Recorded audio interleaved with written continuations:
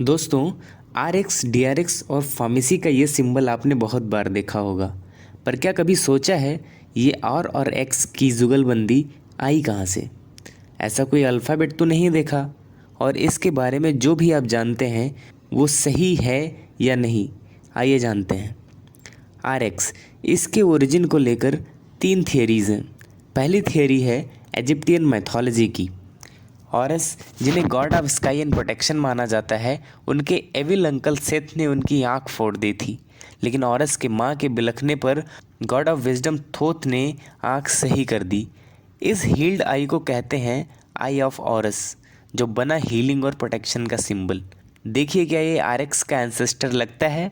इसी सिंबल को Egyptian doctors blessing के भाव में यूज़ करते थे। पर दोस्तों, ये थियरी फैक्ट कम मिथ है।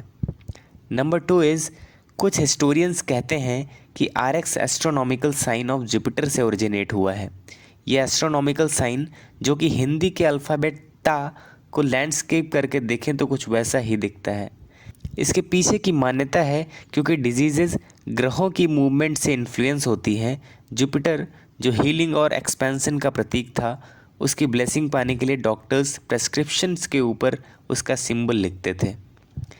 तीसरी और सबसे सटीक और प्रूवन थियरी कहती है RX word comes from a Latin word recipe, which means take thou या टेक, हिंदी में ले लीजिए, जो प्रेस्क्रिप्शन पर दर्शाता है कि नीचे लिखी मेडिसिन आपको लेनी है।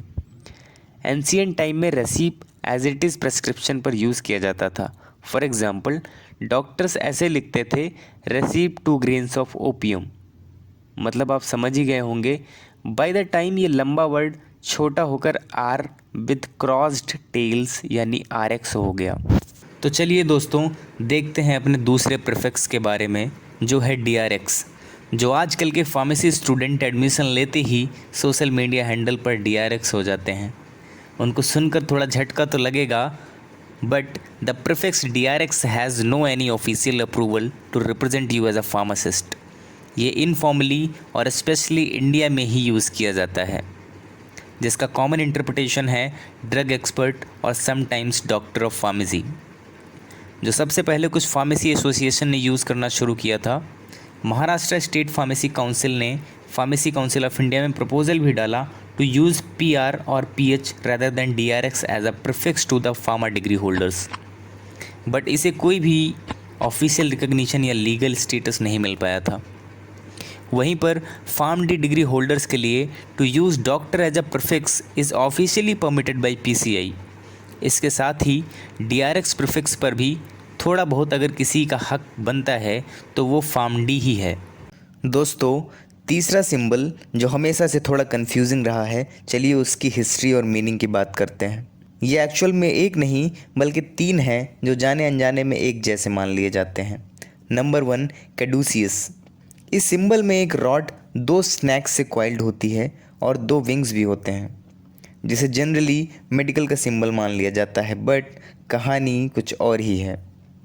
ये सिंबल, जिसे कैडुसियस कहते हैं, रिप्रेजेंट करता है हर्मीज़ को, जो ग्रीक माइथोलॉजी के अकॉर्डिंग मैसेंजर ऑफ गॉड, जिन्हें एसोसिएट किया जाता है कॉमर्स, ट्रेड एंड नेगोशिएशन से। आज के ज़माने के हिसाब से कहें तो इस MBA वाले सिंबल को MBBS वाला सिंबल पहली बार US के द्वारा बनाया या कहिए मिसयूज़ किया गया था।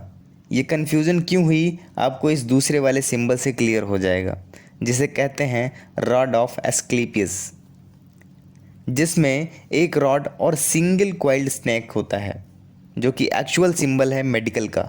अब आप सोच रहे होंगे, मेडिकल के सिंबल में सांप क्यों? So actually, the process of skin shedding in the snack is basically a healing and regeneration process.